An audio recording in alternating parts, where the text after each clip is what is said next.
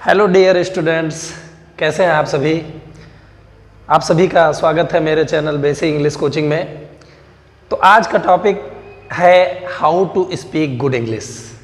लेकिन मैं ये एक एक टेंस को आगे पढ़ाते पढ़ाते बताता जाऊंगा कि कैसे आप अच्छी अंग्रेजी बोलें। सबसे पहले तो क्वेश्चन, उसके बाद आपको आंसर देना है, इस तरह से होगा। तो ज़्यादातर क्वेश्चन कोई पूछता है तो आंसर देना होता है। जैसे कहा जाए वेयर डू यू गो, तुम कहाँ जाते हो, आई गो टू मार्केट, मैं बाजार जाता हूँ। इस तरह से सारे टेंसेस जब आप सही से पढ़ लेंगे गाइस तो क्लियरली आप इंग्लिश बोल देंगे। अगर एक महीने आप कड़ी मेहनत करें तो टेंस जान जाएंगे, और टेंस जान जाएंगे तो आप इंग्लिश स्पीकिंग आपको आ गई, इस बात की मैं गारंटी देता हूँ आपको। तो आज का जो चैप्टर है जो पढ़ने जा रहे हैं वो और कुछ नहीं है, सिर्फ how to speak good English, present indefinite tense का, केवल प्रेजेंट इनडेफिनिट टेंस का।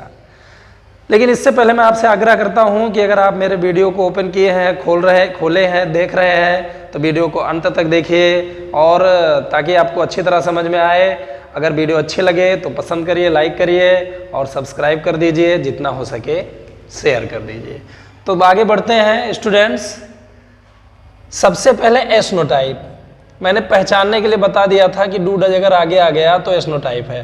किसी ने पूछा do you get up early in the morning, do you get up early in the morning, उसको हिंदी में कोई कैसे पूछेगा कि आप सुबह जल्दी उठते हो?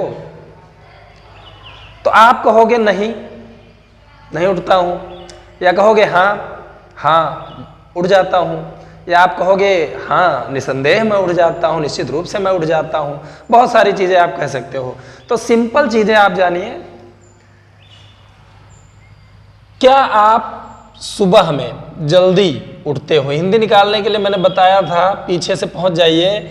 लेकिन अब आपको जल्दी समझना होगा। कोई अगर बोला कि do you get up early in the morning, तो उसको समझना होगा कि वो क्या पूछ रहा है। वो पूछ रहा है कि क्या आप जल्दी उठते हैं सुबह में? तो आप कहेंगे कि हाँ उठता हूं, तो बस इतना ही लिखना है, यस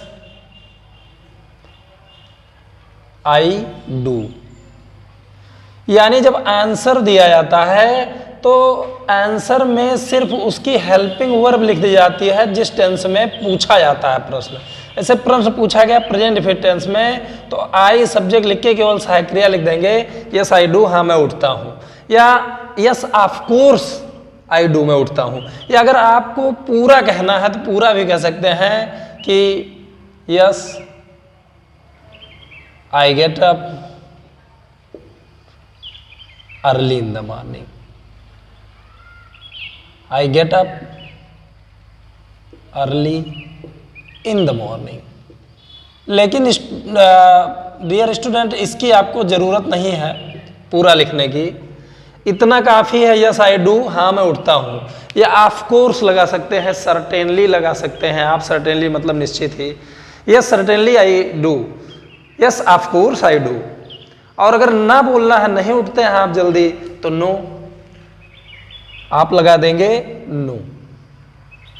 और उसके बाद आई डोंट तब लिखना पड़ेगा, क्योंकि अब चूंकि निगेटिव में आप उत्तर दे रहे हैं तो आपको इस तरह से उत्तर देना होगा कि वो वाक्य निगेटिव हो जाए, यस आई डोंट, नहीं मैं नहीं उठता हूं।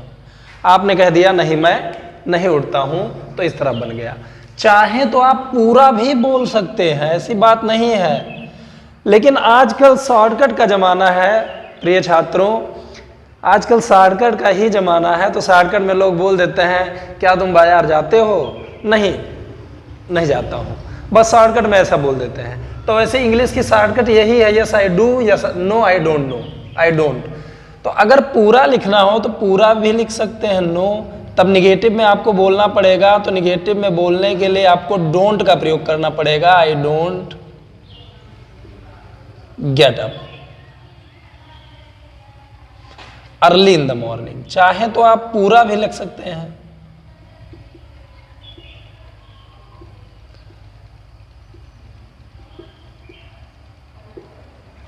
लेकिन एक बात का ध्यान रखिए, ये आपको ट्रांसलेशन नहीं बनाना है, ये तो आपको तुरंत उत्तर देना है।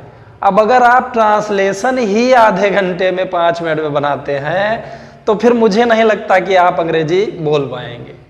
और आप कुछ लिखा है उसकी हिंदी निकालने में परेशान है, 5 मिनट लग गया आपको हिंदी निकालने में, तो जो बंदा आपके सामने बोलेगा कुछ बोलेगा तो उसको समझोगे कब? तो यानी कि टेंस में तपना पड़ता है, बहुत अच्छी तरह टेंस पढ़ना पड़ता है और ट्रांसलेशन बनाने में जरा भी देर ना लगे, यहाँ तक कि कभी ये समय आ जाए कि आपके माइंड में ही वो ट्रांसलेशन बन जाए और तुरंत वो ट्रांसलेशन निकल जाए आपके मुंह से, दिमाग से होते हुए।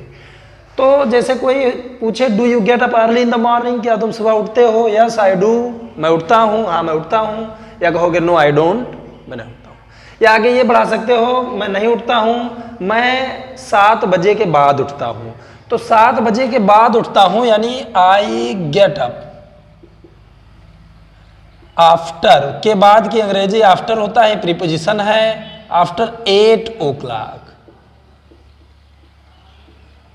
गैज इस तरह भी आप बोल सकते हो, तो प्रेजेंट इंडेफिनिट में ही बोलोगे। जिस टेंस में प्रश्न किया जाए उसी टेंस में उत्तर होना चाहिए। तो माना आपने ये कहा नहीं मैं नहीं उठता हूं, मैं 8 बजे के बाद ही उठता हूं, आप अपना आलस से बता दीजिए। कहने का मतलब आप नहीं उठते हो, 8 बजे उठते हो, देर से सोते हो। तो कहने का मतलब जो उत्तर है वो जिस टेंस में है उसी टेंस में देना चाहिए। लेकिन अभी मैंने प्रिय छात्रों भी केवल प्रेजेंट फिट पढ़ाया है। मैं आपको गारंटी देता हूं कि अगर लगातार मेरे वीडियो में आप बने रहे तो एक दिन अच्छी खासी इंग्लिश आप बोलोगे, ये बात क्लियर है। फिर यहां चलते हैं, देखते हैं don't you go to school these days. Don't लगा है तो क्या नहीं यू तुम गो जाते हो टू स्कूल दीज डेज, इन दिनों क्या तुम इन दिनों स्कूल जाते हो, नहीं जाते हो। डोंट भी लगा है तो क्या तुम इन दिनों, दीज डेज मतलब इन दिनों, स्कूल नहीं जाते हो। तो तुमने कहा यस आई डू, हाँ मैं जाता हूं, yes of course I do, हाँ मैं जाता हूं। तो बस यस लिख के यस आई डू। कभी कभी हो सकता है इस तरह आप बोल दें हाँ मैं जाता हूं, तुम क्यों पूछ रहे हो, तब तो ये दूसरा टेंस हो गया, प्रेजेंट कंटीन्यूअस टेंस हो गया, लेकिन उसको मैंने नहीं पढ़ाया। व्हाई आर यू आस्किंग, या आपने पूछा कि हाँ मैं जाता हूं, ऐसा आप क्यों पूछते हैं, तो क्यों पूछते हैं यानी सीधा इस तरह हो जाएगा व्हाई, क्यों पूछते हैं डू यू, आस्क पूछते हैं, सो मतलब ऐसा, आप ऐसा क्यों पूछते हैं। तो इस तरह से आप इंग्लिश स्पीक कर सकते हैं। और अगर नो कहना है आपको, नो, तो आप लिख दीजिए सिर्फ आई डोंट। या अगर पूरा लिखना है तो पूरा भी लिख सकते हैं, लेकिन शॉर्टकट का जमाना है। नहीं मैं नहीं जानता हूं, लेकिन तुम ऐसा क्यों पूछते हो अगर कहना पड़ जाए तो। But why do you ask so मतलब ऐसा। अब अगला है doesn't he not help you in the time of need. Doesn't ही क्या वह नहीं हेल्प सहायता करता है, यू मतलब तुम्हारी, in the time of need. कोई पूछ ले क्या वह आवश्यकता के समय में आपकी सहायता नहीं करता है, तो अगर करता है तो हाँ करता है, वह बहुत अच्छा आदमी है। तो इस तरह आपने बोला कि यस। अब जब सब्जेक्ट लिखेंगे तो उसी से संबंधित सहायक क्रिया यानी डज लिख देंगे। तो इसका पूरा मतलब हो गया कि हाँ वो करता है सहायता, ज्यादा लिखने की जरूरत नहीं है। आगे थोड़ा सा और बोल रहे हैं कि वह करता है क्योंकि वह एक अच्छा आदमी है, तो बिकॉज लिख देंगे, या वैसे ही लिख देंगे कि वह एक बहुत ही अच्छा और सहायक व्यक्ति है। ही इज ए वेरी गुड, वह एक बहुत अच्छा एंड हेल्पफुल यानी सहायक। मीनिंग आनी चाहिए गाइस, ध्यान रहे आप अंग्रेजी स्पीकिंग सीख रहे हो, मीनिंग पते नहीं है तो बस कुछ नहीं जानते हो, तब आप अंग्रेजी नहीं बोल पाओगे। Yes he does, he is a very good and helpful person. इन छोटी छोटी चीजों से होकर आपको बड़ी बड़ी चीजों की इंग्लिश स्पीकिंग आ जाएगी। टेंस जानने के बाद आपको बहुत सारी चीजें पढ़ाई जाएंगी, जिसमें बहुत सारा बड़ा बड़ा सेंटेंस भी जब आप कह सकते हो। जैसे जब मैं उठता हूं तो मैं हमेशा अपनी माता को किचन में पाता हूं, तो ये सब ट्रांसलेशन मैं आपको पढ़ाऊंगा। When I get up I always find my mother in the kitchen. लेकिन स्लोली धीरे धीरे एक एक चीज समझते हुए, जैसे कि एक मोतियों की माला होती है, डोर में एक एक मोती डालते चले जाते हैं और अंत में माला पूरी तरह तैयार हो जाता है, नेकलेस तैयार हो जाता है। उस तरह एक एक चीज़ों को पिरोते हुए माइंड में जब आप आगे बढ़ते जाएंगे तो आप इंग्लिश स्पीकिंग बहुत ही अच्छी तरह करेंगे, ये मैं जानता हूँ। लेकिन पढ़ाई उसके लिए अच्छी होनी चाहिए। तो अगर आपने कहा, किसी ने पूछा क्या आवश्यकता में वह तुम्हारी सहायता करता है, तो आपने कहा नो ही डजंट, तब आपको डजंट लिखना पड़ेगा। नहीं, वह नहीं करता है, वह मेरा अच्छा दोस्त नहीं है, यह भी आप जोड़ सकते हैं। He is not my best friend, वह मेरा सबसे अच्छा मित्र नहीं है।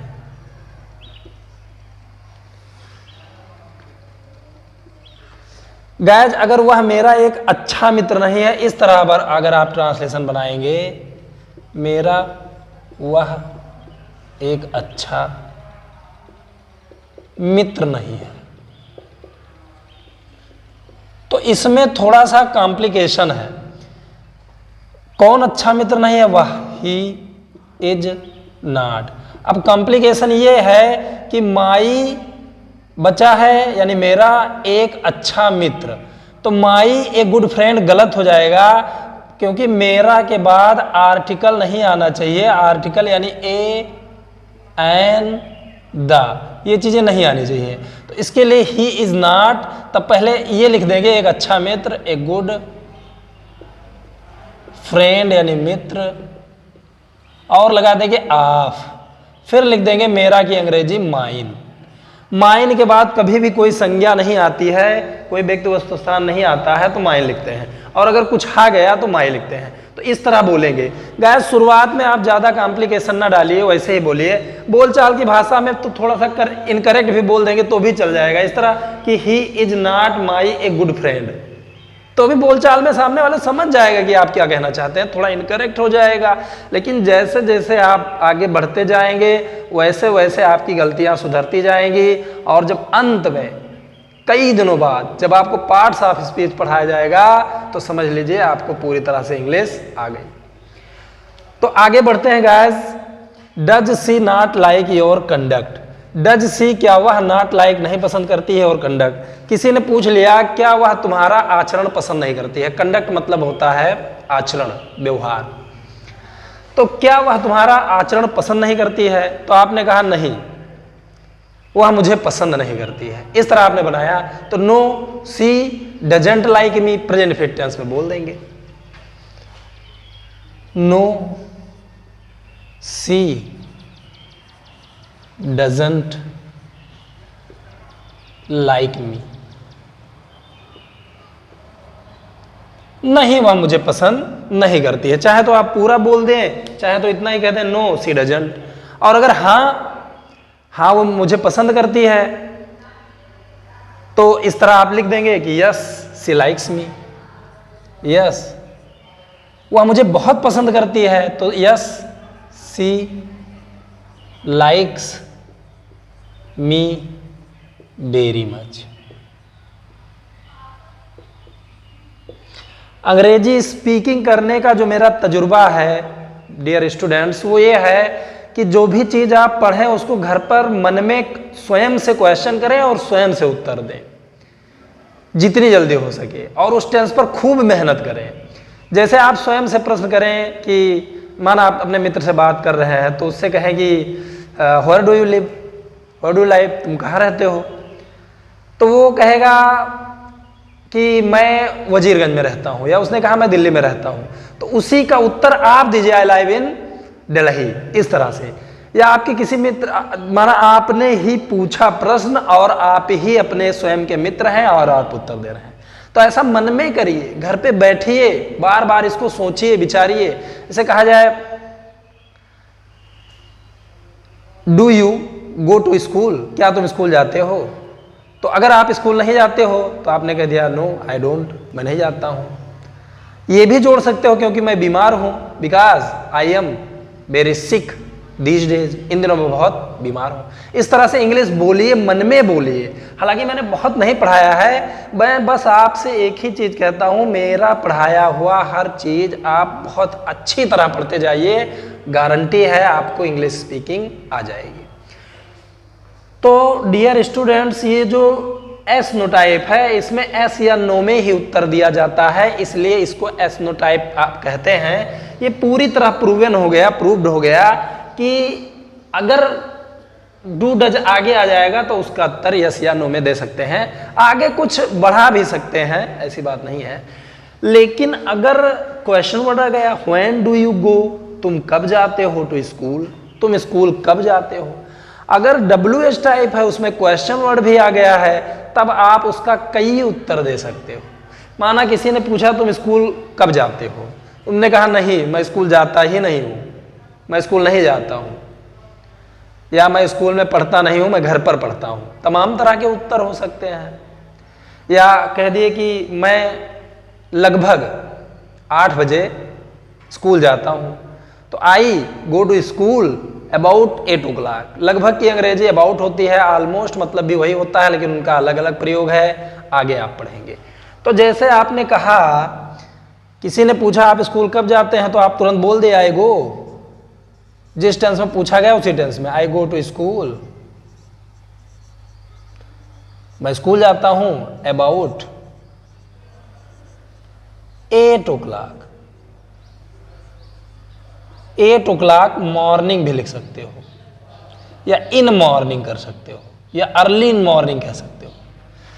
मतलब ये हुआ कि WH टाइप का उत्तर कई प्रकार से दिया जा सकता है। तो गाइस आपको उत्तर क्या देना है, किस टेंस में देना है, ये आपको देखना है। जिस तरह से उत्तर देना है वो उसका टेंस क्या है और वो बनेगा कैसे, वो आपके माइंड में होना चाहिए और तुरंत निकल जाना चाहिए, तो आप इंग्लिश स्पीकिंग सीख जाएंगे। लेकिन आपने अभी तक कुछ नहीं पढ़ा है, अगर आपने मेरे चैनल को सब्सक्राइब नहीं किया है, नए हैं तो सब्सक्राइब कर लीजिए। मैं पढ़ाना मैंने शुरू कर दिया है, टेंस में 1 महीने 1.5 महीने में ख़त्म कर दूंगा, और तब तक आप अच्छी अंग्रेजी बोलेंगे, इस बात की गारंटी है।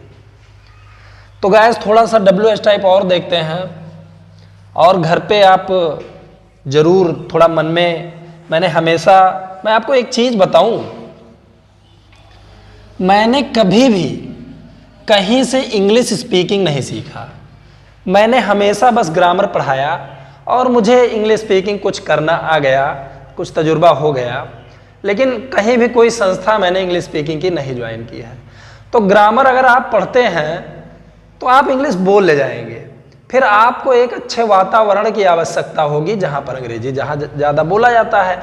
तो वहाँ पे जब आप प्रवेश करेंगे, जहाँ पर आपके साथी, आपके आसपास वाले, आपके सराउंडिंग्स में जो बॉयज़ मिलेंगे, गर्ल्स मिलेंगे, अगर वो इंग्लिश बोलते हैं तो आप उनसे बात करिए, निरंतर बात करिए, प्रैक्टिस करिए, धीरे धीरे आपकी अंग्रेजी और भी अच्छी होती चली जाएगी।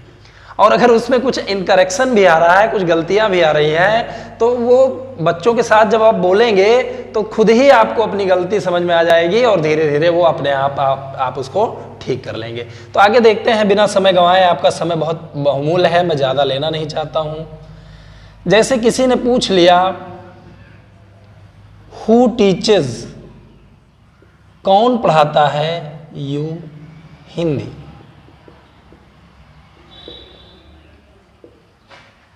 हिंदी आपको कौन पढ़ाता है, तो इसमें विभिन्न प्रकार के उत्तर दिए जा सकते हैं, लेकिन कौन पढ़ाता है बस केवल नाम ही तो चेंज हो जाएगा और ज़्यादा कुछ चेंज नहीं होगा।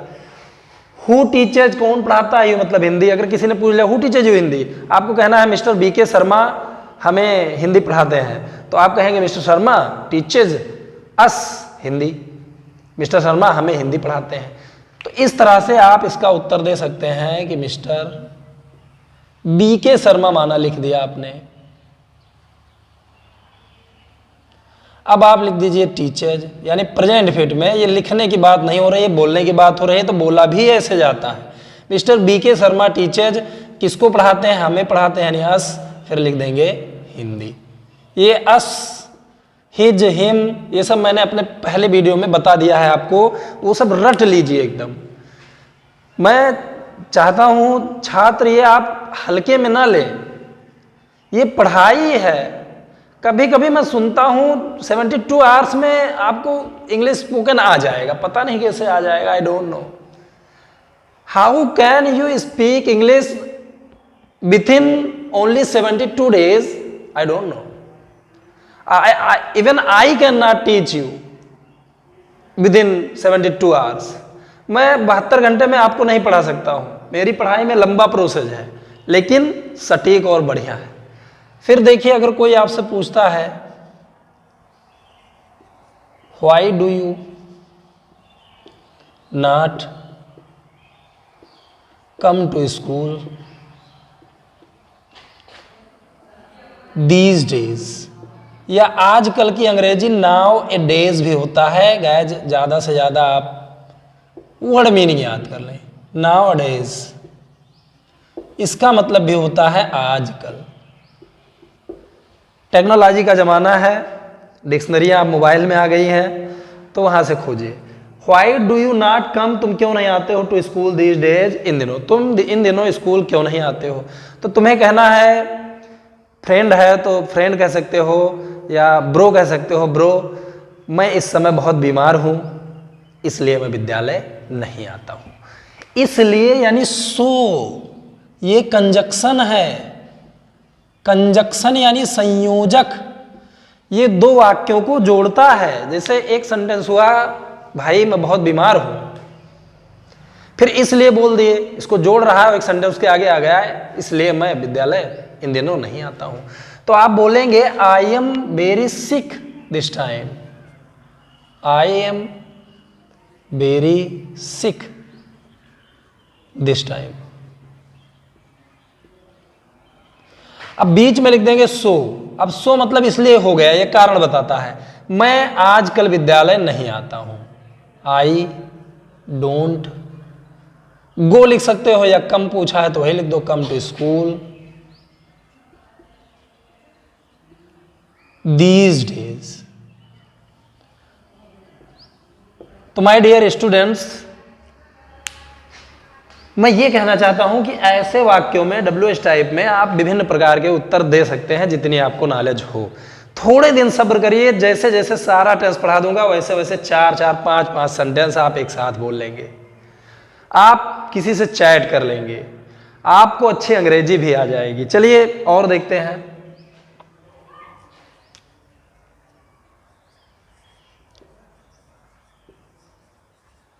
Where do you sleep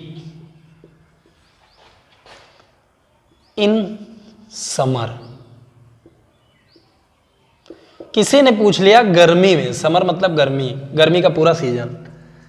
गर्मी में आप कहाँ सोते हो? अरे भाई हम गरीब आदमी, हमारे यहाँ एसी नहीं है, तो मैं छत पर सोता हूँ। तो कहोगे ए bro, I am a poor person, I have no AC, so I sleep on the roof on the top of the house.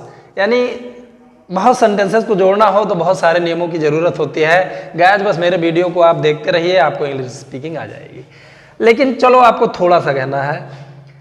उनसे पूछा कि गर्मी में आप कहाँ सोते हो, तो आपने कहा मैं गर्मी में छत पर सोता हूं।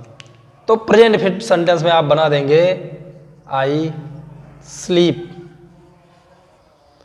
ऑन द रूफ, यानी छत पर, ऑफ माई हाउस। मैं अपने घर के छत पर सोता हूं, आई sleep on the roof of my house. या अगर इस तरह भी बोला जाता है, भाई बहुत गर्मी है इसलिए मैं छत पर सोता हूं। तो बहुत गर्मी है एक दूसरा नियम आ गया। अगर आप पहले से जानते हैं तो अच्छी बात है, नहीं जानते हैं तो थोड़ा सा मैं बता रहा हूं। समय, मौसम, दिन, महीने की जब बात होती है तो सब्जेक्ट के रूप में इट लग जाता है। बहुत गर्मी है यानी ये मौसम की बात हो रही है तो इट लग जाएगा, इट इज वेरी हॉट। ये भी आप कह सकते हैं और मेरे पास एसी नहीं है। एंड किसी के पास कुछ होता है तो हैव से बनाते हैं, आई हैव नो एसी। सो इसलिए आई स्लीप, मैं सोता हूं ऑन द रूफ। लेकिन अब इसमें बात ये फंसती है कि अगर आप बिगनर हैं, आप शुरू से पढ़ रहे हैं, तो आपको इट का नियम नहीं मालूम है, किसी के पास कुछ होता है अधिकार प्रकट करने वाला नियम नहीं मालूम है, तो धीरे धीरे जब एक एक चीज में पढ़ाऊंगा तो आप इसको समझ जाएंगे बढ़िया से। चलिए और देखते हैं एक सेंटेंस।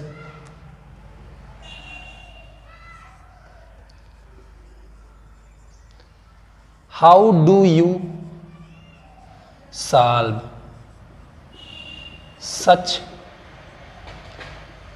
ए हार्ड, या डिफिकल्ट भी हो सकता है, सम। तुम ऐसा कठिन सवाल कैसे हल करते हो। हाउ डू यू सॉल्व, तुम कैसे हल करते हो। सच ऐसा ए हार्ड, कठिन, सम मतलब सवाल। तुम ऐसा कठिन सवाल कैसे हल करते हो। किसी ने पूछ लिया how do you solve such a difficult sum या क्वेश्चन, तो आपने कहा मैं बहुत बुद्धिमान हूं इसलिए मैं आसानी से हल करता हूं, या आसानी से हल कर सकता हूं, तो सकता के लिए कैन लग जाएगा। आई can solve every difficult question very easily. तो ये धीरे धीरे आप पढ़ते जाएंगे तो आप सब जानते जाएंगे। बस मैं आपसे इतना चाहता हूं कि जितनी चीजें मैं पढ़ा रहा हूं उसको अपने माइंड में स्टोर कर लीजिए, वो एक भी चीज भूलनी नहीं चाहिए। जैसे जैसे स्टेप बाय स्टेप आप आगे बढ़ते जाएंगे, हर चीज आपको समझ में जब आती जाएगी तो you can speak anything which you like. आप जो भी पसंद करोगे, जो भी चाहोगे उसको आप बोल दोगे।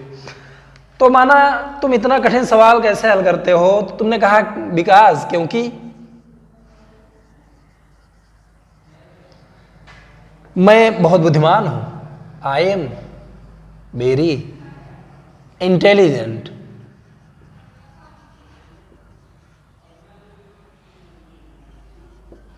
इसलिए मैं सारे सवाल स्वयं हल करता हूं। इस तरह आपको बोलना है। आई सॉल्व यानी मैं हल करता हूं एवरी डिफिकल्ट सम। अब स्वयं लिखना हो तो आई के साथ माई सेल्फ लगता है, यानी बाय माई सेल्फ।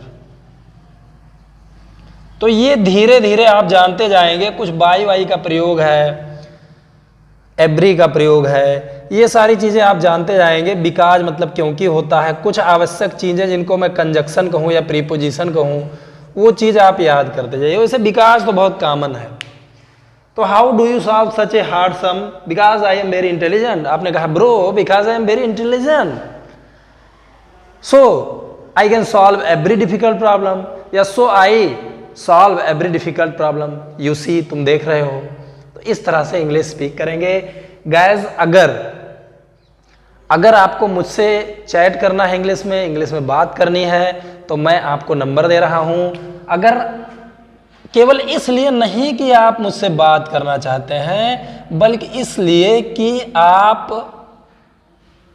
अपनी इंग्लिश स्पीकिंग को मजबूत करना चाहते हैं, तो मैं इसके लिए भी तैयार हूं।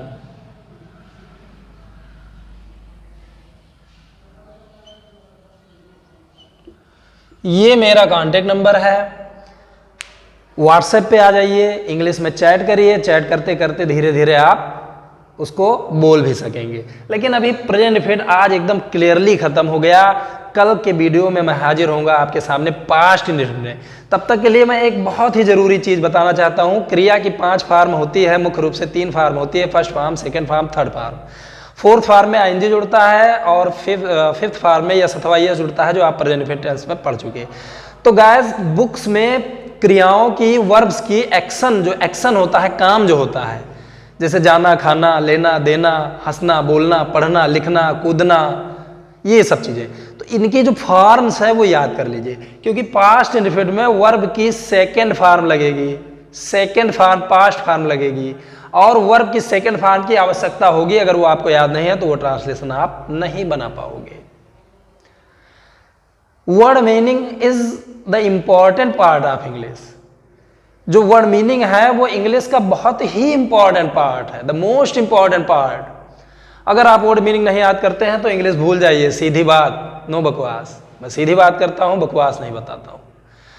तो गाइस आशा है कि आपको थोड़ी बहुत इंग्लिश स्पीकिंग आ गई होगी। आज के वीडियो में बस इतना ही।